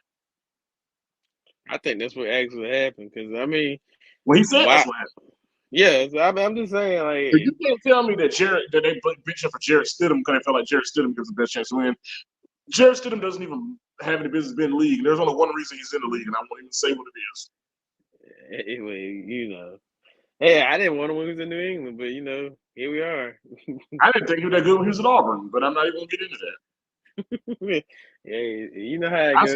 At Auburn, and he didn't play well in big games or something against Clemson, whatever. He was ineffective against Alabama. I didn't think he was that good at Auburn, but that's neither here nor there. Yeah, but I mean, if somebody gets him, they get him. I'm not. I mean, Russell Wilson isn't a world beater, but I mean, he's still a good starting quarterback. He had a great situation around him in Seattle.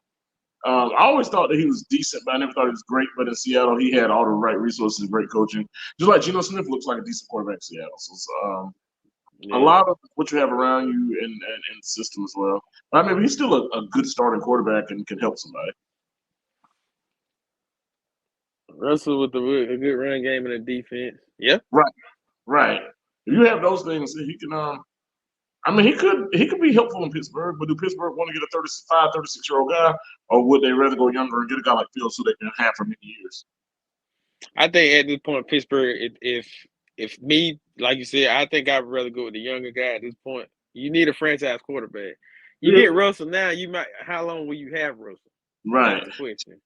So I'm trying to think of what team will go after him. Because whoever go after him will be a team that got everything they need, but they're missing that quarterback position, and they're trying to win right now and not worry about the future. I'm trying to think of who that team would be.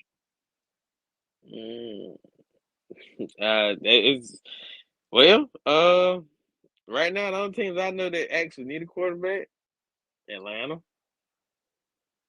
Yeah, that's not a win now team, but I can see it. But Atlanta does need a quarterback. They need a quarterback. The Saints. I can see them. Saints. Yeah, but Derek Carr ain't it. So. The Raiders. I can see the Raiders because Jimmy Garoppolo ain't it either. No, Jimmy ain't been in since he left New England, so I'm just gonna throw that out there. Well, I mean, he took the 49ers to a Super Bowl now, and took them to another NFC Championship game. But a lot of that was like Brock Purdy got a lot around him. All the difference he didn't have McCaffrey. He got to play with McCaffrey. Well, he had McCaffrey summer last year, and before Purdy took over, they were already on a 7-game winning streak with Garoppolo with McCaffrey there. But Garoppolo just, and I feel like if Purdy ended up on another team like that, he'd be average too. But fortunately, he's with the 49ers. So. Yeah, he in a good situation. So that is what it is. Even if Brock Purdy tore his ACL today, they can still get to a Super Bowl with Sam Darnold. That's how good they are as far as supporting cast. So. That's saying a lot, but I agree with you. I mean, I agree. Sam, after Steve Wilkes took over at Carolina last year, Sam was serviceable. And in San Francisco, if you're serviceable with, all you gotta do is throw a little a 4 yard hitch to Debo Samuel. He's gonna break tackles and take it 50 yards. All you gotta do is throw a tunnel screen to IU, and he's gonna break it for 50 yards. All you gotta do is throw a flare out to McCaffrey. He's gonna break it for 50 yards. He said, "Nope, not Sam Darnold." And any serviceable guy can start for the 49ers and win. Turnover machine. He wasn't turning over with them because he's only going to be throwing it. He's only going to be throwing it like 4 yards downfield, and then the receiver and the playmaker is going to make the big play on the yards after catch. So let me ask this. We can move to the next little topic. My next question in theory is Houston for real? Obviously, they're for real if they're playing the second round of playoffs, but I don't think they're going to win Sunday or Saturday, whenever they play. Would you be shocked? I'm never shocked at anything that happens in the NFL. I mean, I think Baltimore win the game. I think Baltimore win the game by a couple scores, but to say I'd be shocked if Houston won, I'm never shocked at the result of an NFL football game. I'm never shocked at the result of a high school game, and never shocked at the result of a college game. The result of sports events don't shock me because I've seen so much weird stuff happen throughout the years. I'm 36 years old, and I've seen a lot of weird things happen in games. All it takes is a muff punt. All it takes is a DB slipping and falling on a double move. All it takes is a running back twisting his ankle. All it takes is a BS pass interference in the end zone. I mean, a game could. All it takes is a muff punt or a fumble kickoff return, or a pass to get tipped up. A pass is thrown in the receiver's hands, but it gets tipped in the air and then bounces into the DB hands and get run back for a pick six. There's so many variables that can happen in the game that can swing the pendulum of the game. I agree offensively, yeah. Green Bay can score. Green Bay has nothing to lose. No, they don't. I think the 49ers got enough pass rushers to get to Love, but you never know. I'll put it like this. What Green Bay wants to do, if Green Bay can protect the quarterback and consistently score and get it until and try to create it into like a scoring affair, I think they can win because I don't think that Brock Purdy can win a shootout because I don't think he's that dude. I think when they're designed, the 49ers are built to play from ahead. And we saw that when they played against Baltimore at the end of the season, when you put game pressure on them, that Purdy struggles. Also, when the 49ers defense struggled, Purdy struggles. Remember in the middle of the season when they lost those 3 in a row, when the defense was struggling, everybody's throwing Steve Wilkes under the bus. Purdy was throwing a lot of interceptions during that time because Purdy's a guy that when he has to put the games on his shoulders, he's shown that he struggles. When the 49ers win, he doesn't have to put the game on his shoulders because he's got so many playmakers and a great defense on the other side. I don't worry about the team being hot, it's just that they're playing well. And if the 49ers secondary suspect, if the 49ers defense can't get to them and they're able to have success against 49ers defense, then Brock Purdy will struggle because he's not capable or hasn't shown the capability of putting the game on the shoulders and leading the team to a shootout victory. He's only shown that he wins when his team's defense is dominant and the running game is dominant and he's playing from ahead. I can live with that. What I was gonna say. Because he's a game manager, but go ahead. The rematch that we see every year, Buffalo and Kansas City. This time in Buffalo. I'm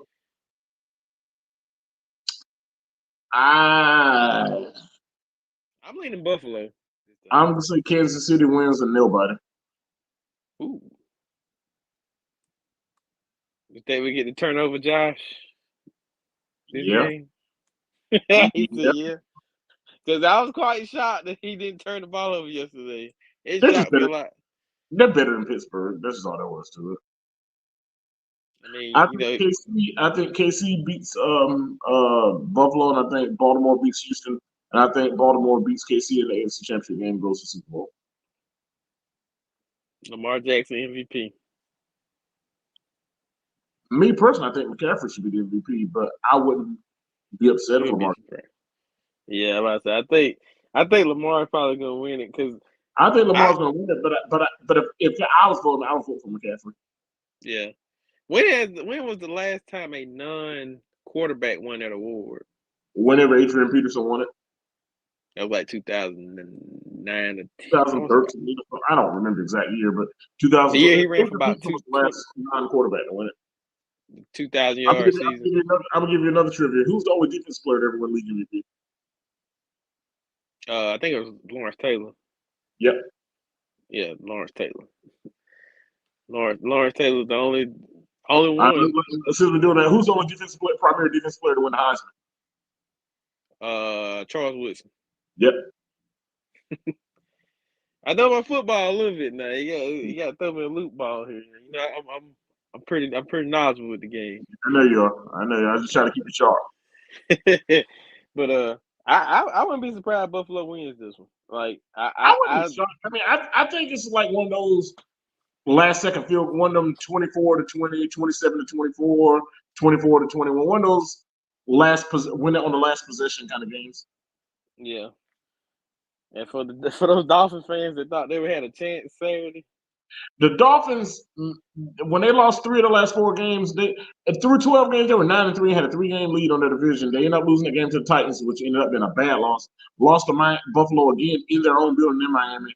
The Dolphins got what they deserved because they had about 4 weeks where they could have almost clinched the division and just failed to do so. And then on the last week of the season, let Buffalo come back and get that division on. So they got what they deserved. Yep.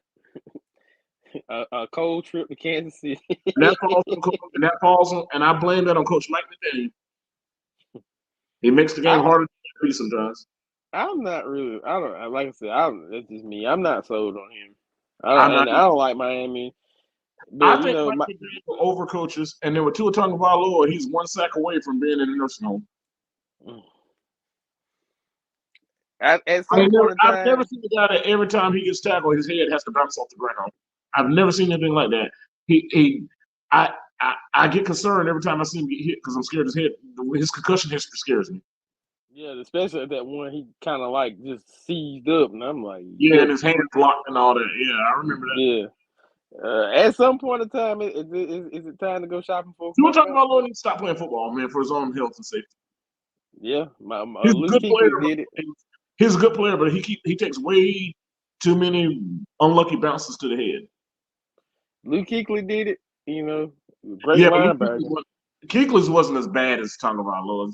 I think Kuechly could have played. I think he just left for precautionary reasons. I mean, sometimes you gotta look out for best as yourself. Yeah, you gotta look out. At the end of the day, if you don't look for yourself, don't expect your employer to look out for you. Yeah, hello. I mean, you made your money. Now you can do what you want to do. And I think he's doing a great job at what he does now. I think he's like radio personality. I believe so. I thought he worked on the staff. I thought he was on the coaching staff in some capacity. Luke was. He might be. I thought he was like a radio personality, but it might be both. Who knows? Yeah. But I think it's going to be time for Miami to shop for quarterback in next year too. Well, I mean, if he's healthy, if Tua Tagovailoa is healthy and going to play, I mean, he's fine. He's not the problem. It's just you got to keep him upright and keep him healthy. He stayed healthy this year. Just that I always feel like he's one big hit away from his career being over. Yeah, I mean, that's why I say I think the option should be the Rams. If it didn't with Stafford, that man was in a temporary coma and got holding his own. Yeah, and I'm sure the Players Association will have something to say about that. Shout out to the Detroit Lions for winning the playoff game in the last 30 years. Yeah, I got family in Detroit too, so I'm sure they're happy. Oh yeah, they get another home game. Tampa Bay's coming to town. Yeah, that's a toss-up. That's gonna be a last possession game to whoever wins the game. I feel like Detroit's gonna edge it out, but I feel like it'll be one of those where they win it late in the game at the end type thing. I'm gonna stick with the hot hand right now. I'm going Tampa Bay. Hey, each his own. I'm going Tampa, and it's. I think that defense is actually agrees that the line is not good in Philadelphia. They stepped up last night, blitzed, and I mean blitzed as much as they could. Yeah, and they couldn't pick it up. And then by not having AJ Brown too, you didn't have that guy to back them out that blitz. They got to throw over the top. Yeah, so I mean, it worked. Yeah, so I'm gonna stick with Tampa Bay on this one. And then for the like I said, for the 49ers should cruise. I ain't gonna say cruise. 2 touchdowns at You got to least. play the game. I mean, I expect the 49ers, the San Francisco 49ers to win that game, but you Yeah, got to play it. play the game. Yeah, Dallas found that out. But Man, found screw that it. out. I'm glad they lost. Their Y'all about them fans ran off. No, Cowboys. hear me out. Hold on. Their fans ran off at the mouth all year long. Just ran off at the mouth, ran off at the mouth, ran off at the mouth, and then they were quiet as could be Sunday. They could dish it, but they couldn't take it. And then they were saying expletives on Facebook and getting mad if people called them and all that stuff.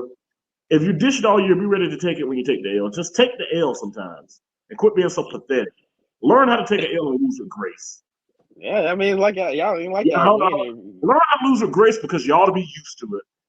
And if you want to talk about all the rings you got, if you want to live in the past and dwell on things that happened 30 years ago, be my guest. But learn how to lose with grace because you ought to be used to it because you've been doing it for 30 years in a row. I take that. What's their favorite quote? This is all you hear. Yeah, this is our year. They're just like the people on New Year's Eve with propaganda. This is my year. This is my year. What's it? My year to manifest. Yeah, all that. Yeah, all of that. Who wins the Royal Rumble? Oh, that's easy. CM Punk. I would think CM Punk wins the Royal Rumble. I wouldn't be surprised Cody won it. See, I don't know what they're gonna do at WrestleMania because you got to realize you got CM Punk back, and then you got Cody that still got to finish the story. But I feel like CM Punk will win it, and but it wouldn't shock me if Cody won it. Yeah, it wouldn't shock me either because I think they go. I don't know, man. This story gets weirder and weirder. And And you then got The about Rock came back, and The Rock made a hint like he might wrestle Roman Reigns. He's talking about he want to be the head of the table, but it might do The Rock and Roman Reigns the Saudi Arabia thing, and it might not be the WWE title involved because of course The Rock wouldn't be there to defend the WWE title. So I don't know, but right now I'm agreeing with you. For now, I'm gonna say CM Punk. Yeah, and Randy Orton. How about him? And I don't know if Randy won the Royal Rumble, but Randy doesn't really. There's no point in. You can make more money off of CM Punk, especially after coming off the whole AEW stuff, and now he's back. He's always wanted to headline WrestleMania. I feel like CM Punk's gonna win it too. Well, I did hear Brock Lesnar was coming back again to fight Gunther. Okay, and Gunther's still the Intercontinental Champion. Mm-hmm. I'm assuming that'd be a non-title match, but unless they put the title on line and Gunther wins by DQ or something, who knows? Yeah, that's what I said. Gunther. I Gunther, think they. Gunther might drop the belt before he have a match with Lesnar because the I Intercontinental. like the. You can't have the Intercontinental Champion in a major pay-per-view like that and his belt not be on the line. But we know that Brock's not coming back to be Intercontinental Champion, so you need to get the Intercontinental title out of the way if you're going to do that. Get somebody that's gonna bear it. Somebody that's gonna be a long timer. Well, somebody that's worthy of it. I don't know who really is. So what you could do, if you could have Gunther drop the Intercontinental title, then you can have Gunther beat Lesnar, and then he could establish himself, and then he could be the next challenger for whoever becomes WWE Champion at WrestleMania. I think it's gonna be one of those weird WrestleManias, and I'm gonna tell you why. Because it's gonna be whoever's in that main event. Somebody's gonna cash We their know money they in do the two bank nights. in. Yeah, I mean the I'll say the whoever goes for the world heavyweight title. Rose. Yeah, I Steph think Ross, I think a blood not bloodline, remember Judgment Day. I think he's gonna cash that thing in finally. Damian Priest, or whatever. Yeah, I think that's. I feel like they want the. I don't know that story gets weirder too. So I'm. I really haven't watched a lot of Raw, so I can't really give you much input.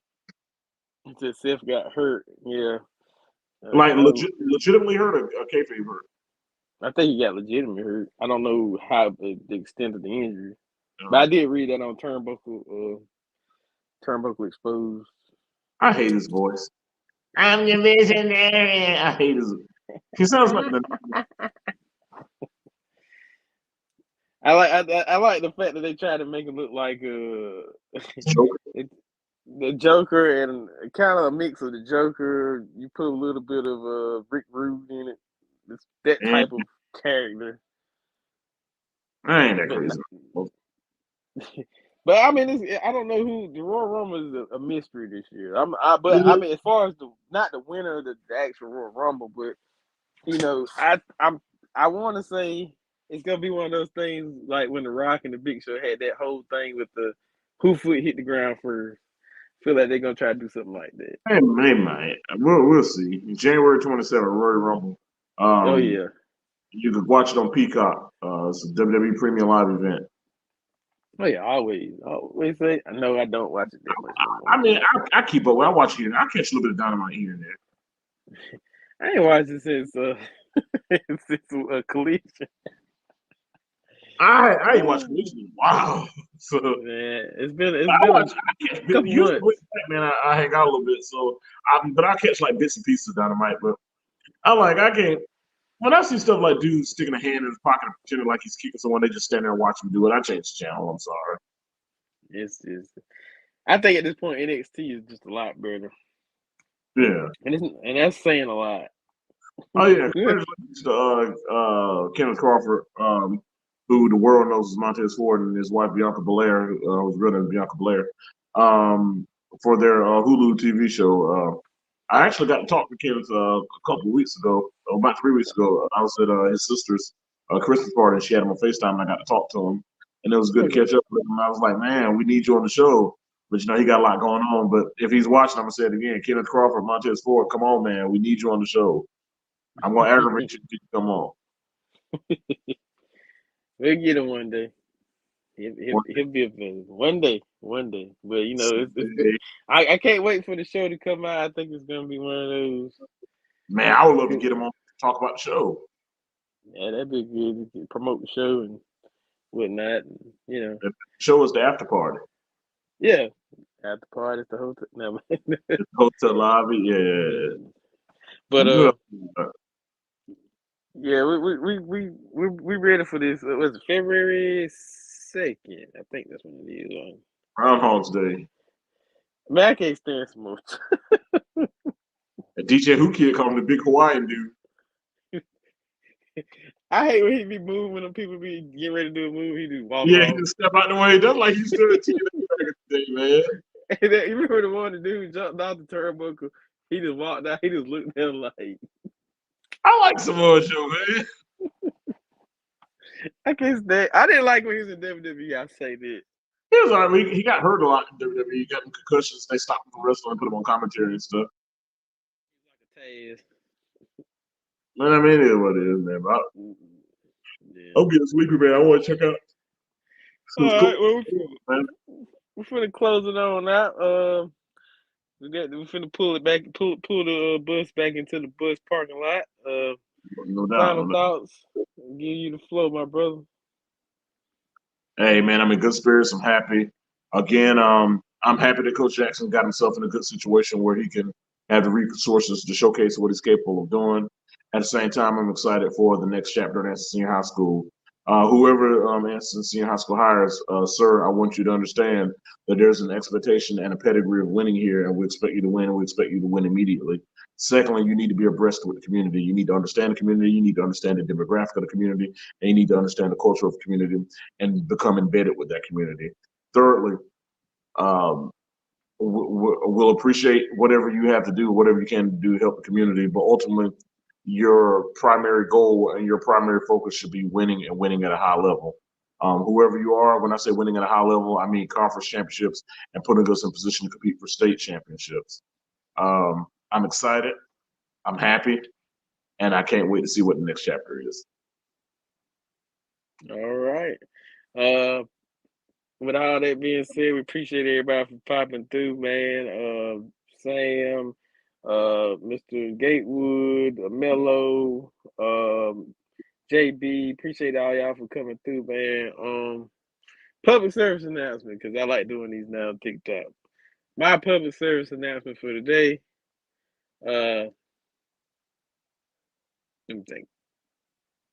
I'm just gonna use a good one. Jason Whitlock, you deserve everything you got, and you deserve everything else that's coming to you. And that's all I gotta say. Man, before you go, I met Jesse Whitlock one time, man. He was very nice to me. That doesn't excuse the stuff that I've heard him say and stuff, but when I did meet him in person, he was very nice. I mean, well, but yeah. I mean, I'm not Yeah, saying he but was. don't get me wrong. I don't like any of the things that he say, and he says a lot of ridiculous things on TV, so and on this show, and so I don't have anything against what you said. It's just when you meet him in person, it's like day and night. It's like an entirely different person. It's just strange. Because Stephen A. Smith out here with the Oh, Steve ether A gave beat. his business, and rightfully so. Yeah, he did, and I was happy. I was like, okay, that's the Stephen A. I wanted to hear. That's what I need to hear out of you. Not the what I call the Stephen A. But that Stephen A. That's what I wanted to hear. Yeah, I feel you. But yeah, we up out here, man. We'll catch y'all the next time. And don't forget tomorrow, Spotify show will start tomorrow. Y'all definitely go to the Spotify and type in Culturally Controversial Podcast on Spotify. Follow, and you'll see the intro episode, and we will have the first episode ready to go tomorrow. No So doubt. y'all don't miss out on that. Check us out, man. We stretching the horizon out as far as we can go. But Sir, Spotify, I know a lot of people don't really got YouTube, and a lot of people listen to podcasts while driving. So Spotify is a safer way. Drive your car and tune in at the same time. So, no doubt, no doubt. with that being said, we up out here. We'll catch y'all next time. Peace. Peace.